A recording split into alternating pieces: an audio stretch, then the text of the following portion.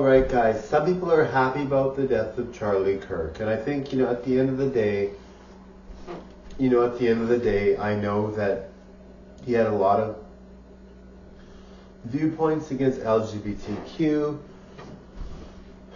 or against trans or non-binary or abortion and different things that people really had a strong stance on, that they felt he was being really rude about and that they felt was really horrible. I think at the end of the day, if you're not a person needing to go through these experiences, then what say do you have in these experiences, right? I mean, look, if you're not getting an abortion or you don't need an abortion ever, then how are you to decide whether someone needs an abortion or not?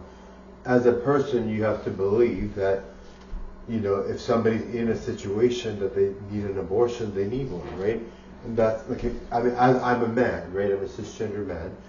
I like women, I like men. Setting aside, I'm bi, but that's kind of indifferent here. Or no, there's no reason, that has nothing to do with anything. But I'm like, I like guys, I like girls, I like people in general. But if I decided the laws of abortion when I shouldn't have a say, like how am I supposed to have a say in abortion if I don't have kids on my own, right? Women are the only ones that can bear children, right?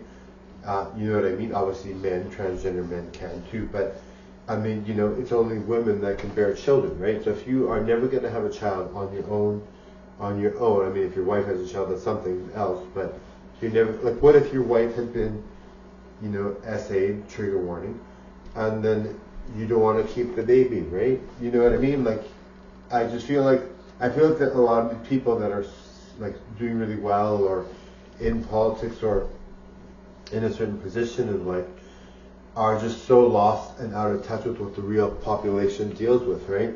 So they have no clue, right? So they just say all these rules and all these things, and they have no clue what a person actually goes through, and they just make all these decisions, right? But at the end of the day, if you're a person that is struggling with and you need an abortion, you need an abortion, right? Who is he to say that you can't have an abortion, right? Anyway, yes, so personally for me, I think an assassination is very serious, and even if it's someone that has all these really terrible beliefs and all this, shouldn't happen, right? But he did have very negative beliefs. People really didn't like what he had to say a lot of times, and he just kind of decided on behalf of others and just said what he said, right? So terrible, terrible, terrible. But at the end of the day, loss of a life is not really good for anybody. He did have a family he left behind. He was 31 years old. And for me, I'm not really concerned about his political views, really. If I'm able to live my life the way I want to, it doesn't really matter what he says or what anybody says. But at the end of the day, he was a powerful figure, and he did make decisions in the government probably, or he was going to. So at the end of the day, it is tough for people to be like on his side mourning his death because of the situation. But I'm a person that sees past all this. I'm a grown person. I'm supportive of people. I know people deserve a good life, and assassination is not a good way to go, right? Anyway, he was too young. Maybe he would have changed his mind. Who knows? But at the end of the day, assassination for someone, very terrible, right? Doesn't matter who it is, right? But he did have some very negative opinions about things that didn't involve him. You have to see outside of yourself sometimes. And I'm not a woman, so I can't decide whether a woman should have an abortion or not, right? And neither was he, right? Anyway, thank you, bye now.